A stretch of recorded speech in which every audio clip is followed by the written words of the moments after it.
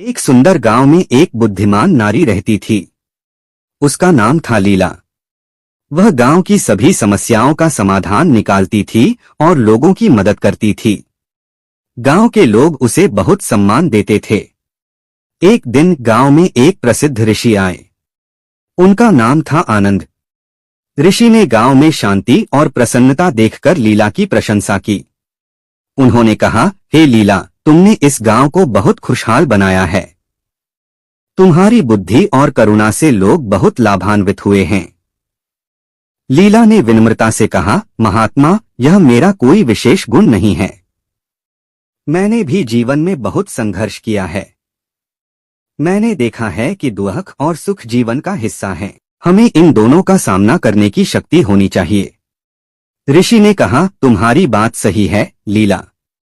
जीवन में उतार चढ़ाव आते रहते हैं। महत्वपूर्ण यह है कि हम इन परिस्थितियों से कैसे निपटते हैं। हमें धैर्य और शांति बनाए रखनी चाहिए। लीला ने पूछा, महात्मा, आप जीवन में क्या सीखे हैं? ऋषि ने मुस्कुराते हुए कहा, मैंने सीखा है कि क्रोध और लोभ मन को अंधा बना देते हैं। हमें इनसे दूर रहना चाहिए। हमें दूसरों की मदद करनी चाहिए और हमेशा सत्य का मार्ग अपनाना चाहिए।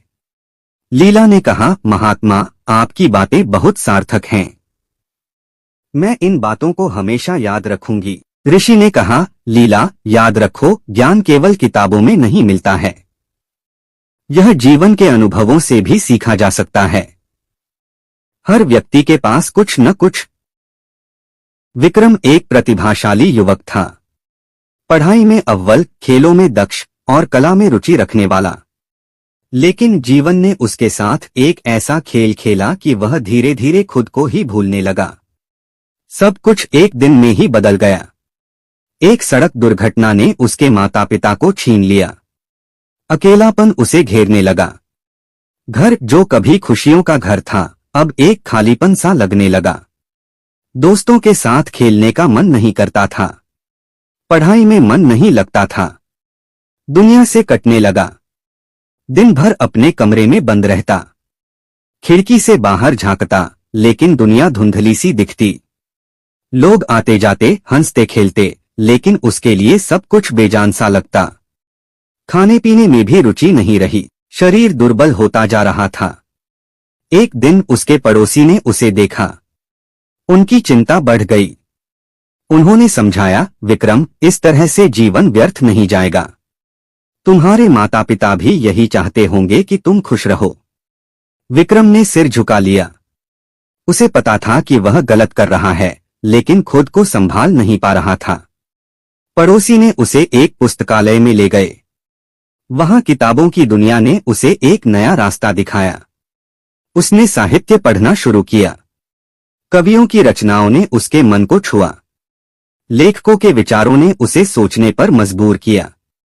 धीरे धीरे उसे जीवन का एक नया अर्थ दिखने लगा। उसने महसूस किया कि वह अकेला नहीं है। दुनिया में भी ऐसे लोग हैं जिन्होंने दुख झेले हैं, लेकिन उन्होंने जीवन से हार नहीं मानी। उन्होंने अपने दुखों को अपनी ताकत बनाया। चैनल को सब्सक्राइब करो पहले। हाँ, जल्दी करो। मुझे पता है कि आप लोग नहीं करते, वीडियो देखते हो लेकिन सब्सक्राइब नहीं करते। ये लाल कलर का बटन है, इसे दबाओ, जल्दी दबाओ, जल्दी दबाओ, फिर मैं शुरू करूँ। दबा दो जल्दी। दबा दिया? घंटी में दबा देना, ठीक। उसने खुद को साहित्य की दुनिया में खो दिया। लिखना शुरू किया। अपने दुखों को शब्दों में ढालने लगा। धीरे धीरे उसके अंदर एक नई ऊर्जा का संचार हुआ। उसने सोचा, मेरे माता पिता चाहते होंगे कि मैं कुछ करूं। मैं अपने जीवन को सार्थक बनाऊं। उसने एक साहित्यिक संस्था बनाई। युवाओं को लेखन के लिए प्रोत्साहित किया। उनकी प्रतिभा को निखारा। धीरे धीरे वह फिर से उसी विक्रम बन गया जो कभी हुआ करता था। खुश, संतुष्ट और जीवन से जुड़ा हुआ। उसने महसूस किया कि दुख ने उसे तोड़ा नहीं, बल्कि मजबूत बनाया। एक युवक सबको धोखा देने लगा, पत्नी समझाती है। एक कहानी जो हर किसी